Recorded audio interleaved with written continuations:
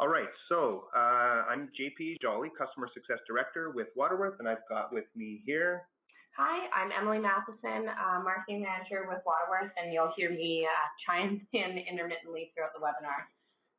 And I should start by thanking Emily for pulling this whole thing together. It's been quite a lot of work on the background, on the backside of things, and keeping me organized and focused about this. And welcome to all of our Waterworth users. There's a bunch of you that are logged into the webinar, and as you know, we've talked on and off about this topic during some of our one-on-one sessions. And so thanks for joining me today with this. And also would like to welcome all the newcomers, a bunch of people that I don't know yet, and I hope you can get some good ideas out of this webinar. And I'll take a few minutes just at the outset here to introduce the company a little bit. So all of you existing Waterworth users, this would be a good time to go and get yourself a coffee or something, because it will be familiar to you already. And but before you do, I'd like to say, please provide some questions and comments through the chat channel, and I'll try as best as I can to keep my eye on that window as well and incorporate some of those questions into the webinar itself. I'm not going to turn on audio, so some of you have mentioned that you don't have a mic. That's okay. We're going to do everything through the chat. It'll just make things logistically a little easier. And I'm sorry if I missed some of your questions. I will definitely take some time at the end to put it back out to you guys to ask your question a second time if I've missed it. But I'll try my best to interleave everything along the way. So some of what follows is based on fact and consensus, while some of it's based on experience and opinion. And while the focus for this webinar is going to be on water and wastewater utilities, because that's kind of the main drive behind our software, pretty much the concepts all apply pretty equally to other utilities and other municipal services. So just bear that in mind, because I know some of you are dealing with roads and parks and rec and airports and all other kinds of infrastructure-based services. And we welcome all viewpoints on these topics, and in the interest of developing a sound and widely accepted consensus, please email us your comments and your views, and we'll do our best to incorporate those into the next revision of the document that this webinar is based on. All of you out there who are existing Waterworth customers should have received a copy, first draft of that document, and we hope to keep it up to date and send it out to you again once we've got a new revision. We've been consultants since, well, I've been doing this since about 2005, and our company did a lot of consulting in the area of water conservation, financial modeling and rate setting, and communications, how to take a lot of the learning that comes out of the analysis back out to the elected officials and the public.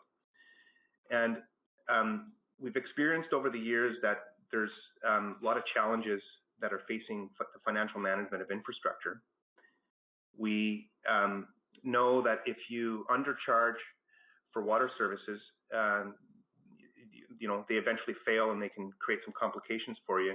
And on the other hand, if you're overcharging or you're seen to be overcharging, you might face some backlash from what we affectionately call the angry mob. So we know that things are complicated, particularly in the water services and wastewater services side of things, although I'm sure there's equal complexity in other services that are funded through the general fund. And we know there's a lot to deal with, and we know that a lot of communities, because it's complex, just kick it down the road, and this can lead to chronic underfunding, and we've seen this across North America, and some of you are probably nodding your heads right now about that. So we set out to make a difference, and we did that by trying to bring our consulting know-how to our customer base. A lot of that know-how was, implemented in Excel workbooks, and we were very loath to share our workbooks with our customers. And any of you who you work with Excel, many of you do, I'm sure, you know that it's kind of dangerous to share Excel workbooks with other people. They're brittle and they break.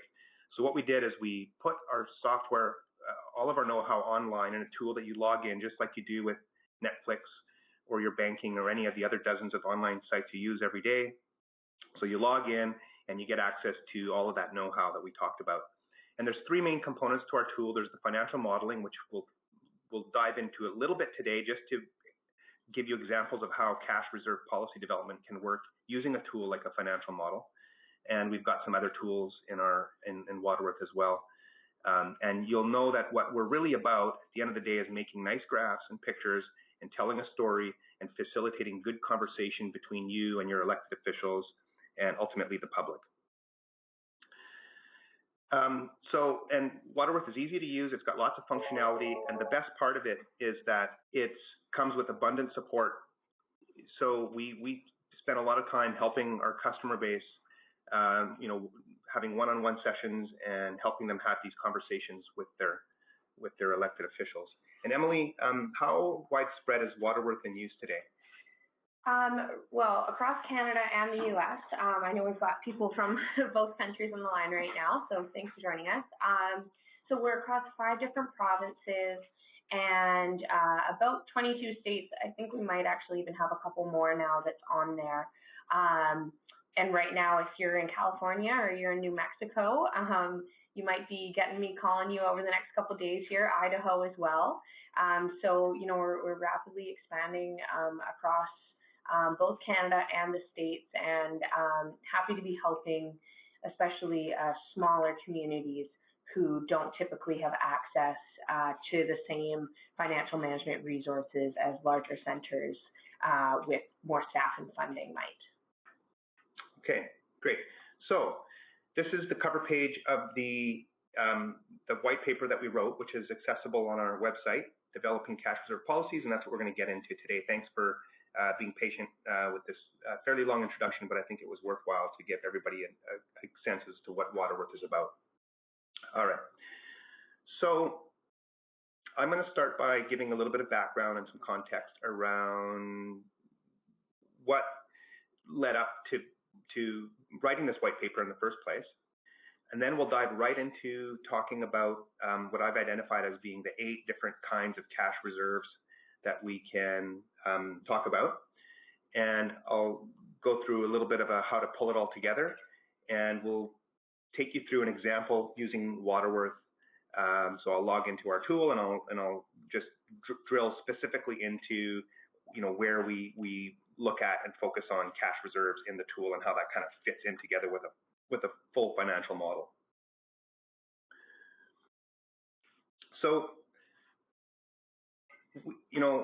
we know that there's a lot of pressure on many of you, particularly in the areas of the water and wastewater utilities, where you're expected to provide a high degree of quality and service with little or no margin for error. And you're doing that despite all of this aging infrastructure. And whereas where you're dealing with, let's say, sidewalks, okay, well, you can do with having cracks in your sidewalks. People might complain, but there's a bit more flexibility and wiggle room there for you, maybe with roads as well. But when you're dealing with water and wastewater, the margin for error is pretty small. And we know that just from what we've seen in the news lately, things can go badly, and when they do, they can go really, really badly. So a lot of pressure on you guys. And meanwhile, the status quo has been that a lot of communities work in organizational silos. So the engineers don't often talk with the finance people, who don't talk with the planning people, and or if there is, the talk is minimal, and there's just not necessarily a good team cohesion there. And so the different disciplines don't get a chance to synergize and collaborate together. And on top of that, so many local governments don't look much past 3 or maybe 5 years. And for some of this stuff, you really have to look much longer than that, 10, maybe even 20. And we try to encourage you to look 25 years out and see the far distant future and help you plan for that long distance. And then the other thing that's happened time and again is this political interference, which comes in many forms. Some of it in the form of where if you do have cash reserves hanging around that you believe to have a purpose politicians can sometimes come along and scoop it up for other purposes, or just in general, with the lack of good conversation and clarity, politicians can sometimes find it difficult to make the decisions they need to, because they just don't see the picture, and they don't see what the story is behind things. So with all these things put together, we know that there's been challenges, but we also know that developing and having cash reserve policies is a time-tested mitigation strategy that demonstrates a willingness to be prudent stewards of the systems that serve your community. So very worthwhile going into this, and that's why a bunch of you are all logged into this webinar today. So I'm going to talk about two kinds of cash reserves. So there's the operation side and the capital side. Okay, so that's just categorizing the kinds of expenses that you would use that money for. However, I'd also like to talk about the three kinds of things that cash reserves are doing for you. And I've looked at a lot of different examples of policies out there, and it really comes down to these three things. So the first one is cash flow management, and I like to shorthand that by calling it a float. And that's just money like a business would have in their cash register at the start of the day. So, you're running a little corner store and you start the day with $30 in the cash register, because you know that if you didn't have that $30 and somebody comes along, you need to make some change, and you need to start the day with some money, and you're always going to end the day with that same amount of money. So you can start the next day and go again and again that way. So we call that a float. It's money that you draw from, but that you return back there when you're done using it. The second kind of thing that cash reserves do for you is what we call emergency or an insurance. So it's money that you put aside and you don't ever use it until something comes along that was unforeseen and unplanned, and you don't have any other option. Maybe you can run to the bank and borrow some money to deal with it, but maybe you can't, and maybe that's even not a good option for you. So having some insurance money hanging around, a safety net, is a reason for having some cash reserves. And then the last thing is saving up for something big. So, and this may be the case in many of the different municipal services, but particularly in water and wastewater, sometimes there's that big, huge treatment plant that needs to be rebuilt or expanded.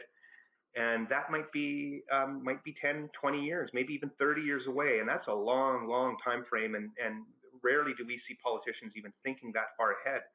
But with some foresight and some planning, you can choose to save up for something like that. Maybe not for the entire cost, but maybe for some of it. And that way, you can know that when you get to that point 30 years away, you're not going to be facing the need to borrow the entire amount or rely on grants, or else you can't build the thing, that sort of thing. I'm just going to chime in here. We had a question sent in before the webinar that ties to this. The question was about establishing an annual amount that should be used for replacing water and sewer capital assets. So what annual amount can we be setting to replace these assets, and how can we tie this to annual depreciation, or is there another method that we should be tying this amount to? Yeah, okay, that's a good question. So I would talk about that as being a reinvestment budget. So that's something that's distinctly different from reserves, but it is something that's important, and I might point it out a little bit later when we're doing the example in the financial model. But we do have a white paper on that as well called Funding Infrastructure into the Future. That's also available on our website, and we'll probably do a webinar about that down the road, eh, Emily? Yeah, for sure. You'll all receive a survey email after this webinar. So definitely let me know if that's something that you're interested in hearing about. We're happy to provide these webinars. They're a great chance to connect. So if you're interested in hearing more about future capital reinvestment budgets, how to calculate that, definitely let me know through that survey email, and check out the Funding Infrastructure Renewal white paper. Okay, so we're going to come back to these three things: the float, the insurance, and saving up.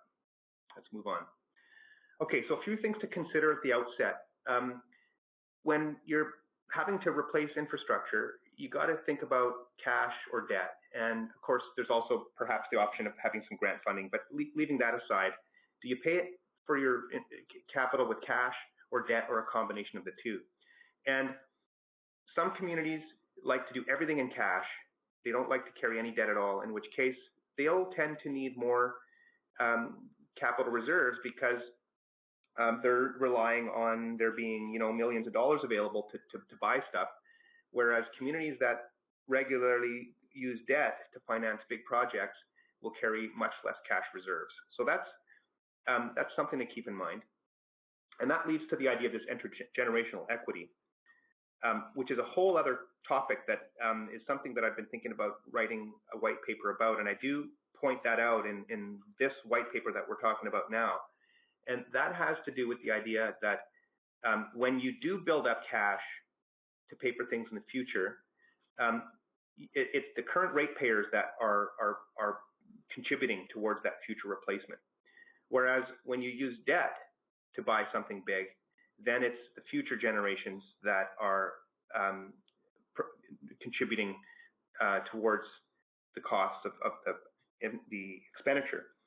And now, there's no right answer here. There's no whether using cash or debt is the right thing. But in terms of intergenerational equity, if you go from being a cash-only organization to shifting towards a debt-only organization, then what you're doing is you're shifting a pretty large part of the burden to future generations.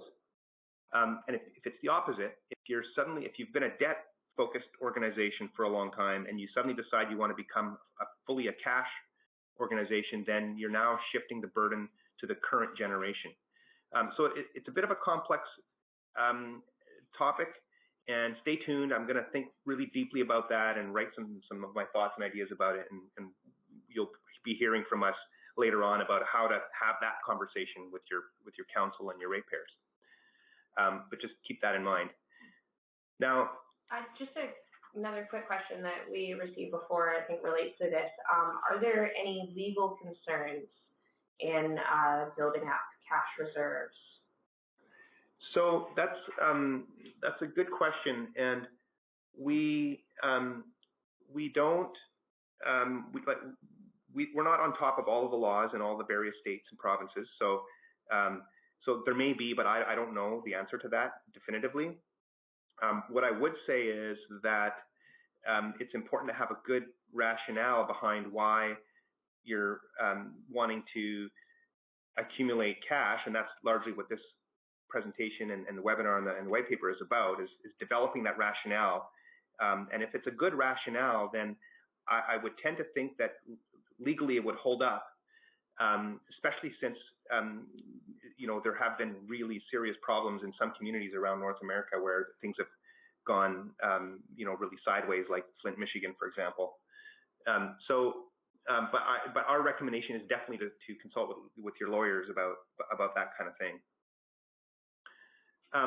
But besides the legal aspect, I think another important thing to decide between cash and debt is that if you think you're going to rely on debt and you look out 20, 30 years, you might discover that you might become over leveraged with all the work that you need to do in the next 10 or 20, 30 years and run out of the ability to borrow further.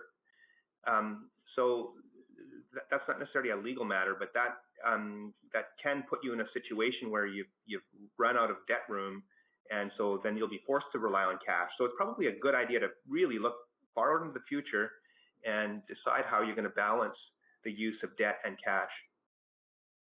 And of course, consult with your lawyers about what you're doing. So now some of your cash reserves will be restricted and some will be unrestricted. So that's another thing to bear in mind. Of course, you all know that the unrestricted kind give you the more flexibility to use those, whereas the restricted kinds are often restricted because of, for example, if you're needing to set up a debt coverage reserve, some loan covenants will require you to put some money aside, and that money is restricted. You're not really allowed to use it for anything except to pay off that debt. There may be some bond or insurance requirements that cause you to need to put some money aside. System size is an issue. So smaller utilities typically don't gain the same benefits from the economies of scale the way larger ones do. And so proportionately, they may need to accumulate more cash reserves than larger systems. System age, as we'll see, plays a factor. So if you've got a fairly old system and you've not really kept up with its replacement, then you're running the risk of all of a sudden having a whole bunch of work to do as your system starts to fall apart, and that can be the cause to justify the need to keep some cash around just in case that happens. And then the timeline really is about, well, once you've decided what sort of reserves you want, how soon do you want to build those reserves up? And if your timeline is a short one, meaning that you want to build up those reserves in a short time frame, then that'll probably put some pressure on your rates. Or if you're okay to wait 5 or 10 or 15 years to build up those reserves, that would put less pressure on your rates. Okay, so let's talk about the 8 different kinds of cash reserves. In some cases, you'll see that there's strong recommendations for what the targets need to be. In other cases, it's not so clear-cut, and it's really about having a conversation with your team and your council around what seems to be the right thing to do there based on a good discussion about it. And in one other case, you'll see there's not really a target. The Rehabilitation and Replacement Reserve is more of a place to put the excess money that you're going to be drawing from and acts more like a float, but we'll see that in a moment. Okay, working capital. So that's the first one. So what we have here is just a simplified, here's a year in the life of this utility. And so we've got January to February, and we've got money coming in green, so those are revenues, and so this utility is billing quarterly, and you can see that as the quarters unfold, there's more money coming in because this is a water utility and they sell most of their water in the summer. And the red bars down here are the expenses going out. So it's just a simplified model of what an annual cash flow situation might look like.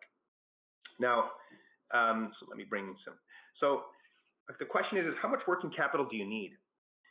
And so this black line is the cash. So that is your working capital account. Okay, so it's starting out with some amount over here, some arbitrary amount, and you can see that as the months are unfolding, that cash is being drawn down because this utility is operating at a loss for these early months. They got more expenses going out than they have revenues coming in. And that's partly due to the billing cycle, okay, and the seasonal variation in revenues. So most of the money coming in the year is expected towards the end of the summer. And so what this working capital is doing is it's ensuring that you don't run out of money by the time you get to September. So it's acting like a float or a buffer of sorts. And so some of the questions you need to ask yourself is, are your, other than your billing cycle and your seasonal variation, are your expenses consistent? And also, do you want this working capital account to help you with your capital costs as well as your operating costs? Now, with the capital, you'll see there's a different reserve that we'll talk about in a moment, the Rehabilitation and Replacement Reserve, that can act as a float here. Your operating expenses tend to be fairly consistent from year to year. So you can get a nice working capital policy, and industry recommends, at least for the water utility side of things, anywhere from 16 to 33% of your operating expenses. And that's like saying having 60 to 120 days of cash at hand so you can pay bills for that many days even while you're waiting for your receivables to come in. So in this case, say we've got it set at 25%, that's 90 days. So you can see this line shows us that we started the year with a bunch of money and we've drawn it down. And then by the time we get to the end of the year, our working capital has been replenished. So we're not really using that money except for during the year to manage our cash flow. Okay, so this is a kind of a float. All right. This is number 2. So let's talk about the operating contingency. And this is really some money that you put aside. This is that insurance variety of cash reserve. So you put some money aside and you don't use that money except if you had some unforeseen expense.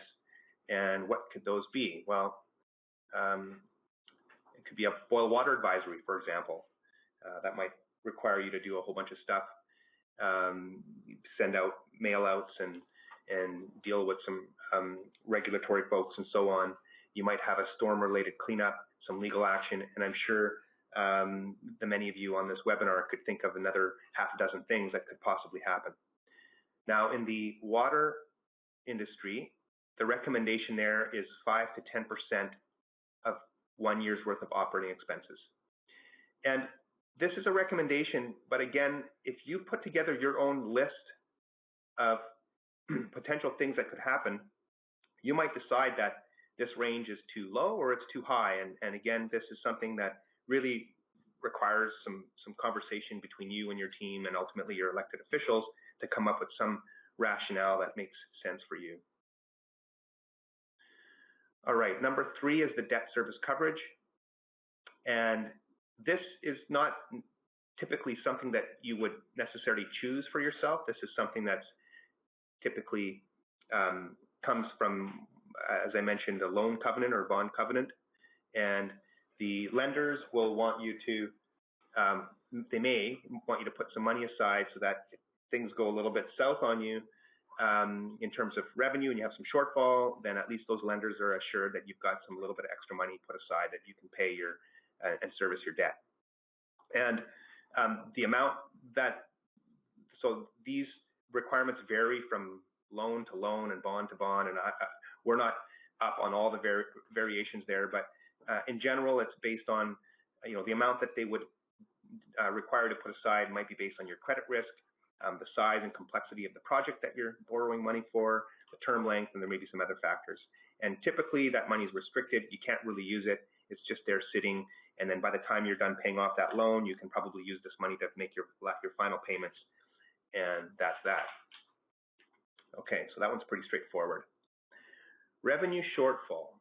So this, while the operating contingency was protecting you, remember that's an insurance type of cash reserve, protecting you from an unforeseen expense, this cash reserve is protecting you from a potential revenue shortfall. So now many of the municipal services that rely on the general fund, that may not necessarily be an issue, but in other utilities where there are user pay rates, like water and wastewater, and perhaps there's some others, it's all very possible that you run into a shortfall. In the water industry particularly, we're concerned with colder, wetter summer, where you sell less water, maybe an economic downturn that might cause a large industrial customer to shut down even temporarily. There may be some elastic responses to some needed rate increases that cause some unexpected reductions in use. And then you've got these ideas that some communities have strong conservation and demand management programs in place to encourage reduction of water use because of the scarcity of the water. So that will cause a reduction in revenues. Or on the other side, there may be droughts where things dry up so much that 3rd and 4th level restrictions have to be enacted. And that again is forcing people to use less water. And there's probably some other examples we can come up with here. So in the water utility industry, the recommendation is anywhere from 5 to 20% of 1 year's worth of your sale of water revenues. And again, that is a fairly broad range and really depends on thinking through that a little bit. And it depends a lot on how volatile your revenues really are. So if I look at this example, this graph gives me an example of the revenues being generated by these 6 different customer classes. So this is water utility, for example. So we've got residential revenues. So here's some fixed revenues. So that's coming from base fees. So that's amounts that are paid regardless of how much water use there is. And then here's some variable revenues. And so the more that the residential sector uses, the more they pay. So this one here kind of varies up and down. You might say a good portion of this is as good as fixed because, people aren't going to use zero water. So this portion here might be as good as fixed, but this little bit at the top here might vary. And you might have that same effect depending on which sector it is. In the agricultural sector, that range may be quite large because if you happen to have a wet summer, then these customers may not buy nearly as much water as they usually do. And then that same effect could potentially happen in the industrial sector. So this is really up to you to analyze your source of revenues and the volatility of your rates and decide how much protection you're going to want for that. And I also just wanted to mention on that note that we've got a quick read little blog post here on how increasing your fixed revenue doesn't make you a bad person. So this can help address some of those revenue volatility issues. You can find that on our website under blog. It's one of the first ones written, so go to the very bottom there. And if you have any thoughts about this, feel free to hit us with an email about it. Okay. I think this blog also combines both the notion of increasing fixed revenues and developing a revenue shortfall reserve, to the two of those things kind of helping you to manage that revenue expectation. Okay, let's move to emergency capital. So now things may rarely be this bad, but things do happen on the capital side. And so this is cash reserve number 5. And this is, again, of the insurance variety. So this is thinking about putting money aside so that when something like this or similar to this happens, you have that safety net, that money that's been put aside that lets you go and draw from that and not have to go frantically to the bank to borrow money to deal with things. So one of the sources of these emergencies, for example, are infrastructure backlog. So this is a chart that represents an asset replacement schedule. So this is a 100-year time frame, and every one of these little bars represents some, at least on paper, some timeline for when infrastructure needs to be replaced. So the blue bars that are kind of spanning all along here, those are pipes. Okay, so all along the 100-year period, pipes need to be replaced routinely and frequently. Now, the thing to point out about this chart is that there's a pretty big backlog here. It looks like it's going up to $35 million perhaps. And this is an indication of, again, at least on paper, we've got a lot of pipes that are past their due date. And so they, based on their estimated service life, should have been replaced by now, but they're still in the ground and they're still conveying water. And we've got our fingers crossed. And some of these are probably in better condition than others, and probably we're doing our best to chip away at it and try to catch up. But meanwhile, we're carrying this big backlog. And so with a little bit of analysis on this, you might identify a portion of this, maybe there's like this much of it, that you might consider as being pipes that are have a high likeliness of failure and maybe even a high consequence of failure. So pipes that are serving, big dense centers or hospitals and schools and that kind of thing.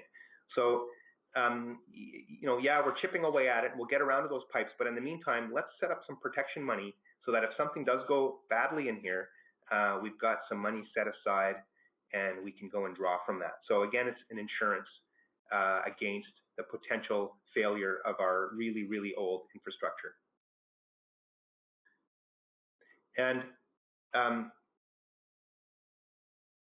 just to give you an idea about how bad it is out there, so here we have a graph that shows the size of communities, so small communities on the left, larger communities on the right, and the estimated backlog, or in this case it's called the deficit per capita. So this is how many dollars of infrastructure is overdue for replacement per person. And just looking at this, it's pretty high, but it's higher in smaller communities than it is in lower ones. And again, that's because smaller communities might tend to be a little bit more sprawled out, so they've got a little bit more infrastructure per person, whereas big communities might have more apartments where lots and lots of people are sharing the same pipe on the front of the street. And smaller communities, again, don't quite have access to those economies of scale that the bigger communities do. What else can go wrong? So, have a little bit of fun with this graph and see what are the things that can happen to you. And it's a bit tongue-in-cheek, but really, like where I'm at here in the Pacific Northwest, we've got a big earthquake coming any day now. We've certainly had our share of fires, and I know California's been on fire, Australia's been on fire. So fires are something that are happening, and they can cause havoc to infrastructure. Of course, with earthquakes can come tsunamis, and that can cause problems with infrastructure. And I'm just thinking about here, flooding. We've had lots and lots of rain this last winter, and I know that our, lots and lots of homes are getting flooded out, and that can potentially cause problems with some infrastructure as well. So even just having a conversation about the kinds of calamity that can happen in the specific areas that you live in, and what is vulnerable. Some of you live in the Midwest where tornadoes may be an issue, and you may have water towers, and it might be a rare occurrence, but it could happen. And is that something that would be good to have some money set aside in case it does? Or are you just as happy to just go to the bank and borrow some money in the event that something bad happens? So that's all about emergency capital, having some insurance, that you've got some money set aside and to deal with something big that might happen to you. Another example, which is not really an emergency, but every so often, as you know, new regulations come out and they suddenly require you to do a whole bunch of stuff that you didn't plan for. And I know I've talked to some of our customers about this, and they are quite happy to keep some money aside just because they know that this kind of thing does happen, and having $1 million or $2 million set aside to help with regulatory requirements can be a useful thing too. So these, on the emergency capital side of things, there's no real strong empirical recommendations for what to do, like we talked about with the operating contingency and the revenue shortfall and so on. This is really the toughest part about all these cash reserves, and it really requires you to have a good, deep conversation with everyone and just think realistically what could happen and how much money would it take to keep everybody comfortable and sleeping at night through that. All right. Let's move on to this other one, rehabilitation and replacement. So remember the working capital slides we looked at earlier? Okay, so that was January to December. And the whole point of the working capital was, I'll draw a line right through there, was to make sure that you started the year with the same amount of money, and then you end the year with that same amount of money. So you're not really using that money. You're using it, but you're replenishing it. Okay, and it's making sure that you don't run out of money during the course of the year. So operating at a loss in the early part of the year, and then operating on the positive side later on to replenish that money. So that's what we call a float, and that was the working capital. Now, that same analogy can apply to what I call a rehabilitation and replacement. So in this case, instead of the months of the year, we've got a whole bunch of years in the coming decade. And you can see the green bars here are revenues coming in from again, we're talking about water utilities here, so sale of water revenues coming in. But on the other hand, we know that on the capital side of things, expenses tend to be erratic. And there can be some years with small expenses, and then we got 2 years in a row of big expenses, and that can create some havoc on the cash side, especially if you're not using debt to smooth that out. So rehabilitation and replacement reserve can work the same way that the working capital does. It can act as a float that lasts several years. So you can imagine drawing some kind of a line here, and now you're building up some money, but you're going to use it up, and you will because you've got this long-term model. You're going to use it up and all the way down to this point here, and then you're going to build it up again and use it, and so on. So you're not necessarily establishing a target per se, or let me put it a different way. I think the idea is that you don't want to end up going any lower than a certain point with that reserve. And we'll see that in the example pretty soon, but that low point is to protect all of the money below here. These are all those insurance monies and working capital and all the things that you never want to spend unless you really have to. Okay, so you never want to let your overall cash drop below a certain minimum threshold. And so you've got this rehabilitation and replacement reserve, which is where you store all this excess money that you have that's over and above all of this insurance money down here. Okay, so it grows and shrinks and grows and shrinks, and the shape of this black curve will change almost every year when you change your capital improvement plan and you decide to do things sooner, or you're going to move things later. Everything shifts around, but you're keeping your eye on this low point here and making sure it doesn't go too far down. Now, what about saving up for big things?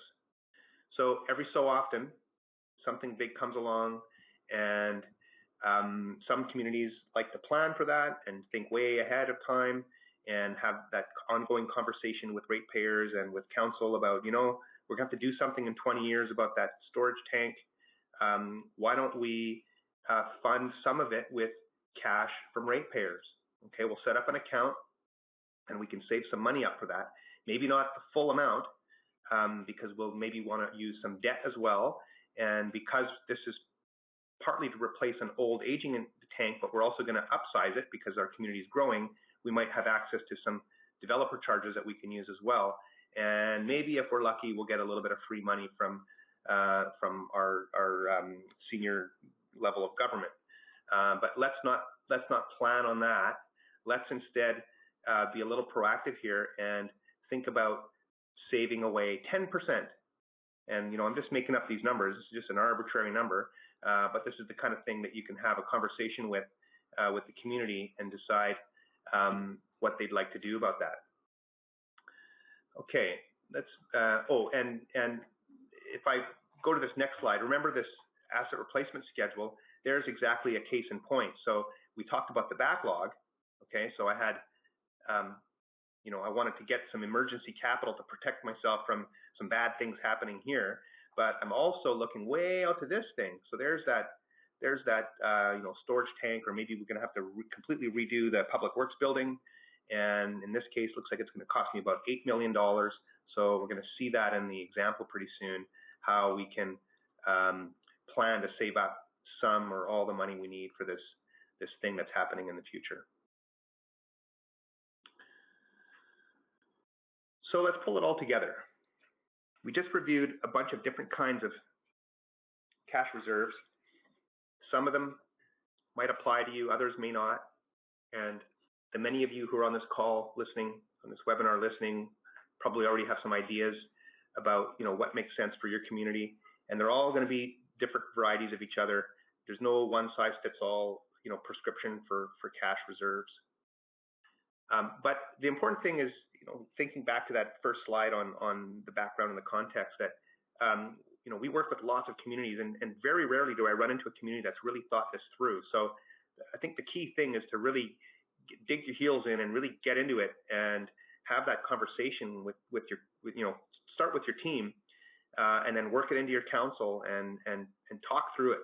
And I think you'll find that you can, with not that much trouble, get into some good consensus around what's a prudent level of reserves to set up. So, you know, let's just break this down into 5 steps. So you're going to, first of all, go back through those 8 different reserves and have a discussion about it and come up with some preliminary targets. And then put those into a financial model. And that's important because, as you'll see in a moment in the example, it's not just about setting targets for 1 year. You really need to look across time to see what happens to your cash as time unfolds. And we're talking decades here. And there's nothing better than a long-term financial model to help you see that and see way into the future and have that conversation about your cash reserves. Once you've got something that seems to make sense and is pretty defensible, then you're going to go out and seek approval. And that's really about communicating with council and having a good conversation with council and getting them to agree and see that there are some changes that would be made to cash reserve policies that would make sense. And then you go ahead and you can implement those changes. And lastly, good idea to communicate that back to the ratepayers, and so that everybody sees what a good steward of their infrastructure you're being by looking way ahead and thinking through all these, balancing of use of cash and debt to fund and keep their infrastructure running. Okay. We have a couple of worksheets in that white paper when you get your hands on it. And so this is worksheet number 1, and it really just reiterates these reserve types. So here are the first 4: working capital, remember that's a float, and the operating contingency, that's insurance. Debt service coverage is a form of insurance for your lender. Revenue shortfall is another kind of insurance. We've got emergency capital, that's also insurance. So these insurance types are ones that you're not going to draw from. You're going to put that money away and not use it. The rehabilitation and replacement is a float. There's this other one that I didn't talk about. It's more of a minor one, equipment replacement. That might be something that you set up a reserve account aside that you put money in annually to help you through the cycle of replacing your trucks and equipment. So it's more of a minor thing. You can read about it in the white paper, but I didn't want to bring it into today's webinar. And then there's this special purpose or the capacity expansion. Remember, that's all about saving up. And so what you can do is print off these 2 sheets and pass them around the table and just have a conversation about these reserves and take some notes down and decide what you want to do. So let me go through an example of that. So let's start with, let's say that I'm going to, let's say I'm billing monthly, and so I want to keep 90 days of my working capital. So 90 days would be, that's a quarter of the year, that would be 25%. So I'm going to put that over here, and I'm going to say my target, at least my starting point for this conversation, is going to be 25% of O&M. 25% O&M. Okay. For operating contingency, I'm recalling that industry was suggesting 5 to 10%. So I'm going to choose 5%. And I'm going to skip over the debt service coverage. For revenue shortfall, I'm going to pretend that I have fairly volatile revenues. And so because I have a high variable rate and a low base rate, and I have seen big swings in revenues lately with the climate being a bit wonky in the area that I live in, and I know that industry has recommended 5 to 20% here. So for this one, I'm going to choose 10%. Okay. Let's go to the next page. And in this case, I have, I know that the value of my infrastructure is estimated to be $300 million. And I've got this high backlog. Remember, we looked at it, we saw it, it was about 35 million. Okay, so I could say that about 10% of my infrastructure is already overdue for replacement. And I'm already carrying lots of debt. So I want to protect myself from some of that $35 million deteriorating on me and causing some sudden replacements and construction and so on. So I'm going to set a policy that pegs my emergency capital reserve at 3% of the value of my infrastructure. So in the early days, that'll be $9 million. So that's just simply 3% of 300 million. And that 9 million will grow over time because the value of my assets grows with inflation, but also as I build new things, as I expand the system, I'm bringing on new inventory as time goes on. So, but at least it'll start off at 9 million, but I'll set the policy at 3%. That way, that policy will grow over time. Okay, and I'm going to also have a rehabilitation replacement reserve, and that's just where I'm going to put that excess money. So we'll come back to that when we see it in the model, but excess money that's not needed for the insurance types will go into that reserve. And then lastly, I'm going to remember that new public works building that I want to build in about 20 years. So I'm gonna say here, I've got a Department of Public Works building, new in 20 years, say, and we want to pay cash for that. Okay, we decided as a community we're going to save up $8 million over 20 years because remember, we're carrying lots of debt already, and frankly, I don't want to get into much more debt than I'm already carrying, and I want to save any debt room that I have for some other potential emergencies and things. So I don't want to rely on debt for this. We're gonna plan to save $8 million over the next 20 years. And we go back and forth, and we have conversations about this, and we arrive at some consensus around what's a good starting point. Well, okay, that's the first step. Okay, so we've developed some targets. Now let's go and explore those in a financial model. And I'm just going to bring up a simple example that I've put together for today. Okay, so this is our Waterworth tool, and this is a financial model, and I'll just give a very quick tour of this model for those of you who are new to this. We've got operating expenses. Okay, so this is a 25-year time frame that goes all the way out to about 2044 or so. And we've got a whole bunch of operating expenses, and they're growing over time because of inflation and other reasons. We've got stacked on top of that our capital expenses. Okay, and there they are, up and down, like we're so familiar and used to seeing. And I've got a bunch of debt. Remember, I'm carrying all this debt. I've got like $3.5 million worth of debt that I'm slowly paying down, and will, by the time I get to 2037, should have much of that paid off. But who knows? Who knows what will happen between now and then? I might have to take on some more debt for other things. So I'm carrying lots of debt. All right. And so these are the expenses that I can expect over the long term. Meanwhile, I've got revenues coming in. So these orange bars are my sale of water revenues. And you can see that they're climbing over time, and that might be because of some growth in the community, might be because I'm increasing rates and recommending rate increases and so on. And I may have a bunch of other revenues as well, but I'm not going to show them. So I might have some developer contributions and some grants and some other operating revenues and so on.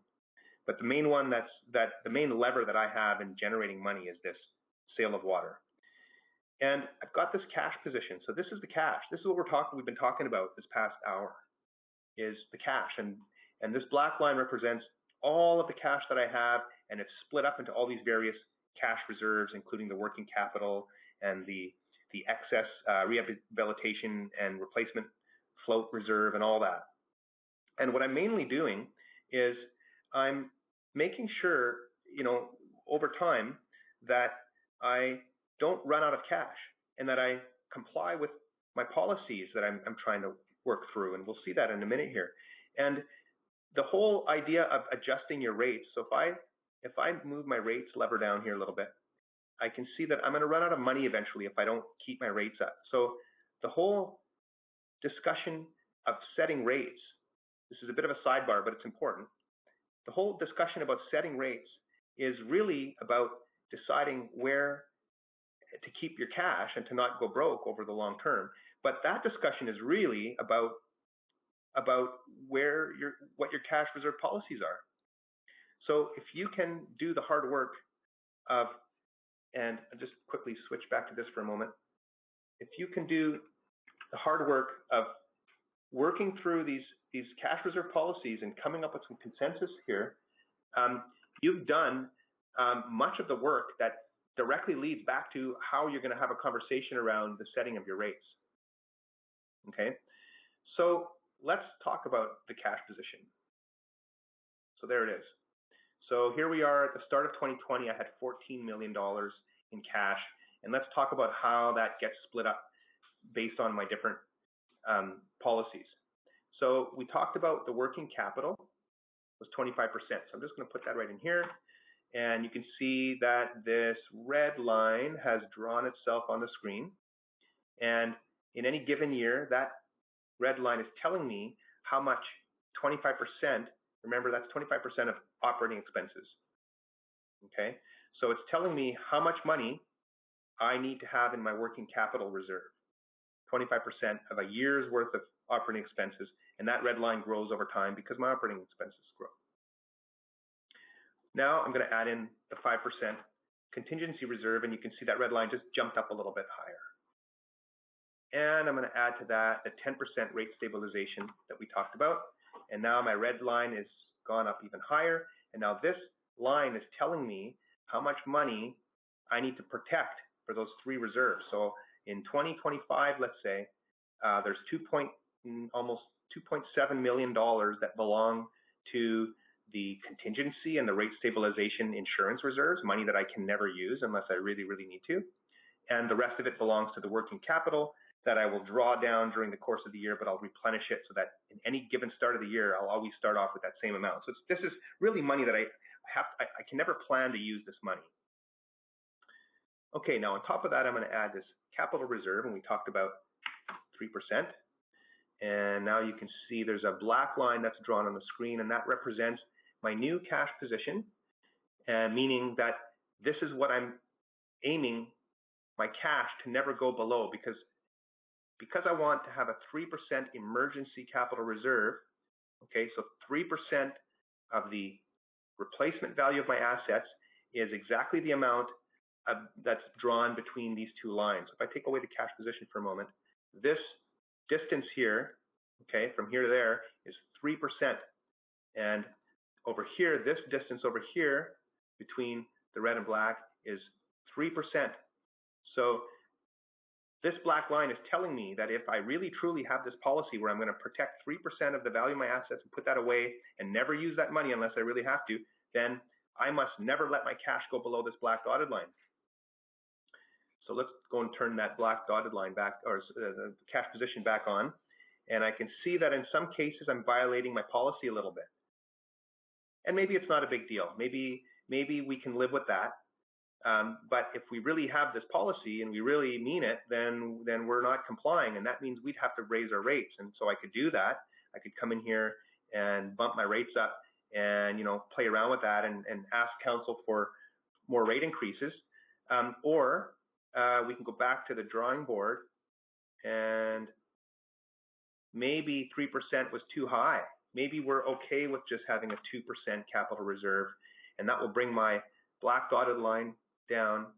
Okay, so now we're at 2% here, and now you can see that in no place along the time here am I using up my emergency capital reserves or my operating reserves. Okay, so the excess money, this money between here and here, that's just going into my rehabilitation and replacement reserve. So that reserve is just absorbing excess money when I have lots of it, and then I'm drawing down from it when I have a little bit more expenses. Some years there's some deficits, and drawing from it and then bringing it back and then drawing from it and so on, and it wavers up and down just like our working capital does during the year. But I'm never using up my protected monies here and here. Okay, and the last thing that I'd like to show you is I'm just going to jump in here real quick and just say, realize that we've hit the hour mark. We're just going to keep going. So definitely stay on if you've got the time. We are nearing the end. So just want to say we realize that we're at the hour mark. If for some reason you have to jump off, we'll make sure that we get you the rest of the webinar so that you can view it on your own time. But yeah, hang in there if you got the time. Throw your questions in the chat if you need to jump off. We'll make sure we answer them. Okay, so yeah, just to close this off here, let's go into, I'm going to go into my capital reserve, and remember there's that public works building that I want to build in 2040 or so. So I know that this 10 million here, that represents the 3% of the replacement value of my asset, so I can't use that money, but I'm going to add an extra $8 million to that, and you'll see what happens is that then causes this target to jump up over here, giving me something that I can have a conversation about with my council and say, you know, we talked about saving up for that public works building. By the time we get to 2040, if all these other things are happening, we're going to be short a little bit. So maybe a tiny little extra increase to rates would help to bump that up. And then maybe that went too far, but you can see how you can play around with the model and decide if a few little increases today will help you reach that saving up for that big project, you know, a capacity expansion or a new project reserve. Okay, covered lots of stuff here. Let me just get back to, okay. So you've done some modeling, you've gone back and forth a few times. Now you're going to go seek approval, and you may still have to go back around a few times with your council, but ultimately you should be able to get some consensus around some good, solid reserve policies. And at that point, the hard work's been done, and your bonus is that having conversations about rate increases should be far easier at that point as well. So a few things you're going to want to consider in terms of implementation, whether you'll be pooling some of those targets together. So what that means is if you needed some money for working capital and for operating contingency and for revenue shortfall, rather than having a bunch of separate accounts and separate reserve funds, you might choose to pool or reuse some of your revenue shortfall reserve also as an operating contingency reserve. That pooling of your targets means that you will need less money in your reserves overall, which puts less pressure on rates, but it does mean that you're exposing yourself a little bit, that if all those things happen all at once that you were protecting yourself from, then you might not have enough money to deal with that. So the white paper talks a little bit more about that. How do you invest the funds? You obviously want that money to be as liquid as you can, but you also want to get as much of a return from it. There's a variety of things you can do there, and you probably know more about this than I do, but I did look up a little bit on the internet, and I discovered something called a bond ladder. And what that is you invest your money in stages, so that you've got, you know, your first amount that you invest, and it'll come due in say 2 years, and then you can invest another amount which will come due in 2 years, and so on. So you'll always have access to some of your money without having any penalties for liquidating it, but you can maximize your return on your investments that way. You can read more about that on the internet. And then lastly, you should ask yourself, if you want to develop, you know, all this work that you've done, if you want to develop formal policies and enshrine them in a resolution or a bylaw and have council approve them and go that far with it, or if you're okay with just having informal policies that people agree to and that you do your best to meet. Obviously, if you go that more informal route, you have more flexibility. If you formalize things and enshrine them and institutionalize your reserves, then you're a little bit probably more held to account for complying with those reserves. So something else to think about. I'm just going to jump in here again. So your whole intention here with building cash reserves is to take a proactive approach to funding and maintaining your water systems. And you know, once you've done that and developed these policies, you're going to be tasked with the job of communicating them. And we suggest that you also take that same proactive approach and attitude towards your communications. I won't get into it too much here, but I just wanted to point you towards a couple of resources to help you when you're thinking about proactively approaching your communications, both with your elected officials, but also with your ratepayers. So on our blog, we've got a few posts on this that are all pretty quick reads that touch on a couple of different topics. And also we've developed a communications guide, a white paper on this. So we don't have it readily available on our website right now, but if you do email us, I would be happy to share that with you. And also if you would be interested in hearing another webinar about communications, we can definitely host that for you. I definitely welcome that feedback. So that's just another another topic that we've developed some thought on. Yeah, and there's also another blog that gets a little bit more into that first thing I talked about, which was the context and the background to why this is important and what has led us today to see so many communities and such a huge infrastructure deficit over time. Okay, so this is the front page of the document. So get your hands on it if you don't already, and you'll see at the back there's a bunch of references that point to a bunch of other good reading on the topic, including some examples of some actual policies that have been written, and you should be able to get some good information out of that. And there's tons and tons more on the internet. Just got to Google cash reserve policies, and you'll get plenty. By the way, we're happy to talk to you directly by phone, whether or not you're a Waterworth customer. Give us a call. Thanks, goes out to all of you Waterworth customers that joined us today. And of course, we're going to talk about these things again next time we meet with some of our ongoing meetings. And any of you newcomers to this, if you're interested to learn more, please follow up with Emily. And please remember that these concepts, even though I was talking about water utilities, they do apply to other municipal services, the same kind of line of thinking. And please send me comments by email, any new ideas you have that aren't in the white paper, and we'd be very happy to incorporate any other thoughts and ideas into the next revision of the white paper. So thanks again, everyone, and we'll catch you at the next webinar. Have a good day.